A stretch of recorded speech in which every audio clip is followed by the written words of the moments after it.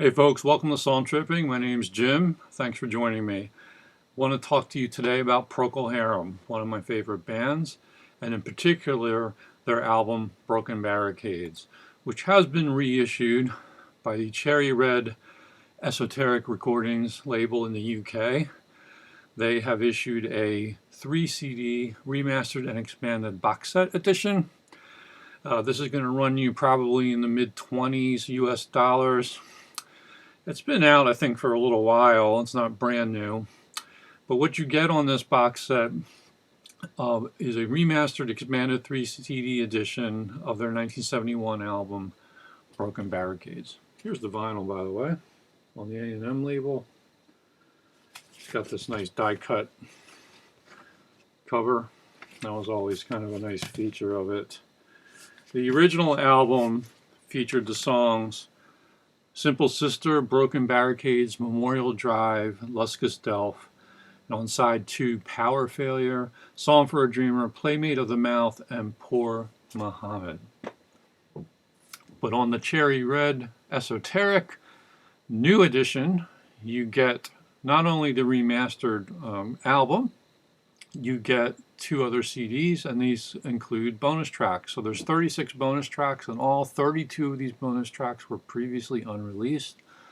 You get the complete live concert from WPLJ in New York City from April 1971. You get the entire session for the BBC Radio Sounds of the 70s broadcast from October 1971, and also from October 1971, a Swedish radio concert in Stockholm. You get an interactive booklet right here with really good essay by, I don't remember who wrote the essay, but you get like liner notes, you get little ephemera, photographs, you get fully restored album artwork, you get a poster here, which is pretty cool, and here's what the box looks like.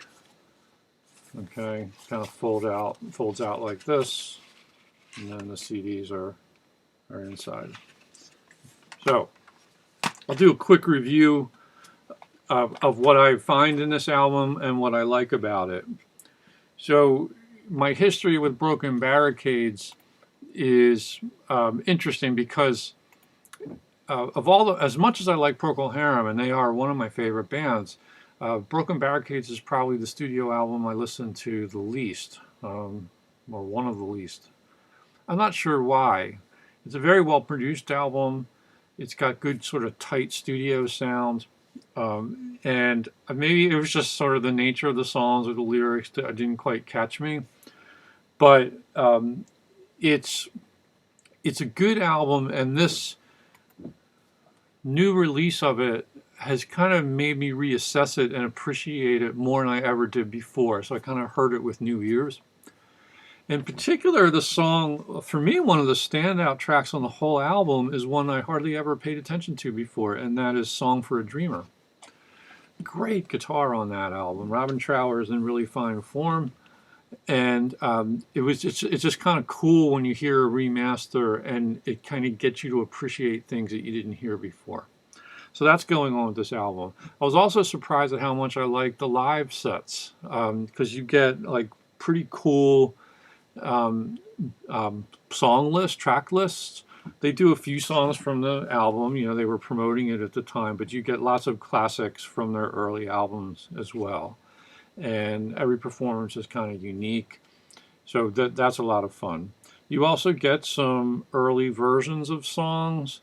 You get some different mixes, and one in particular I would mention, the song Power Failure, which features an extended drum solo by B.J. Wilson.